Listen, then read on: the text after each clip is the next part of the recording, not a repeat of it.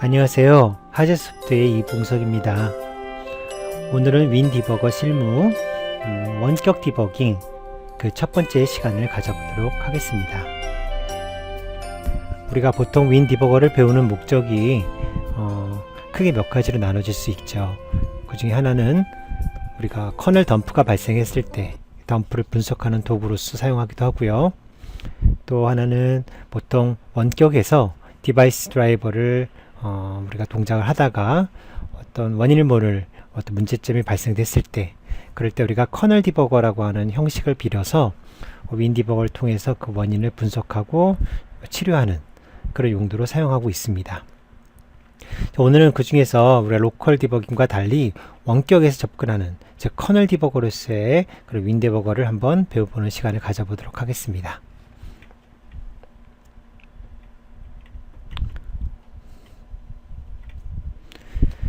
자, 오늘은 윈디버거 그 5번째 시간으로서 윈디버거 원격 디버깅이 되겠습니다.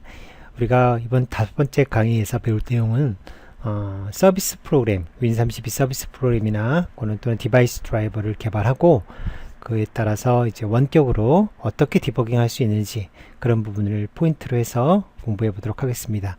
오늘은 그 첫 번째 시간으로서 윈디버거를 원격 디버깅을 할 수 있도록 쓰기 위해서 어떤 준비 과정이 필요한지 그 준비 과정에 대해서 잠깐 배워보고요. 그리고 커널 디버깅을 할 때 처음에 어떻게 시작하는지 맛배기 정도를 배우는 시간을 우리 오늘 첫 시간으로 가져보도록 하겠습니다. 보통 윈디버거 원격 디버깅을 한다는 것은 보시는 것처럼 1394 또는 USB, 시리얼 그 밖에 이더넷과 같은 그런 경로를 통해서 타겟 컴퓨터, 타겟 PC와 그리고 디버깅을 하는 디버거 PC 이렇게 두 가지로 나눠서 설명할 수가 있습니다. 그리고 보통 부르는 용어가 이와 같이 디버거 PC 또는 개발 PC 이렇게 부르기도 하는데요. 보통 윈디버거를 실행하는 컴퓨터를 디버거 PC라고 부르고요. 그 다음에 우리가 디버깅 할 대상의 PC 대상, 그러니까 타겟 PC 또는 디버깅 할 대상이니까 디버기 PC라고 부르기도 합니다. 보통 이와 같이 두 가지 컴퓨터를 두고 우리가 보통 연결을 해서 원격 디버깅을 하게 되는데 편의상 우리가 어떤 환경 안에서는 컴퓨터 두 대를 두기가 좀 힘들 때가 있죠. 보통 이럴 때는 가상머신이라는 도구를 이용해서 한 대 컴퓨터 내에서 가상머신을 설정해서 다른 또 컴퓨터를 마치 실행하는 것처럼 이렇게 두 대의 컴퓨터 환경을 구성을 한 다음에 그와 같은 환경 안에서 디버깅을 할 수도 있습니다.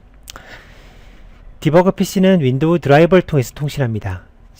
다시 말하면 우리가 디버거라고 하는 PC는 특별히 어떤 커널의 조작에 의한 어떤 하드웨어 접근이 아니라 2394나 USB, 시리얼 이더넷을 사용할 때 우리가 디버거 PC는 디바이스 드라이버를 사용해서 직접 통신을 한다. 이렇게 보시면 되겠고요. 반면에 타겟 PC, 디버깅을 당하는 타겟 PC는 하드웨어 접근을 직접 합니다. 즉 커널이 직접 하드웨어를 접근해서 온보드 하드웨어를 직접 접근해서 보통 1394나 USB, 시리얼 이더넷 같은 하드웨어에 접근을 하게 되죠.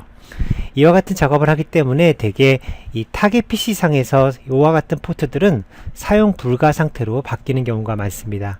왜냐하면 디바이스 드라이버를 직접 사용하는 것이 아니기 때문에 타겟 PC에서는 이제부터 디버깅을 할 때 이와 같은 하드웨어를 커널이 직접 사용을 해야 하므로 사용자에게 직접 오픈할 필요가 없겠죠.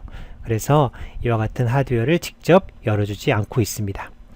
물론 특별히 이더넷 같은 경우에는 특별한 방법을 이용해서 이 타겟 PC 내에서 실제 이더넷 디바이스 드라이버를 사용하는 것과 같은 그런 시뮬레이션을 그대로 지원하기 때문에 이더넷 같은 경우에는 이 사용자가 인터넷도 그대로 사용할 수 있으면서 동시에 디버깅도 될 수 있다는 거, 거기까지만 여러분들이 기억하고 계시면 되겠습니다. 자, 이더넷이라는 말씀을 조금 자주 드려야 될 것 같은데, 왜냐하면 1394 USB 시리얼에 비해서 이더넷이 아주 편하거든요. 여러분들 이 이더넷을 가지고 디버깅 하시려면 한 가지 기억하실 부분이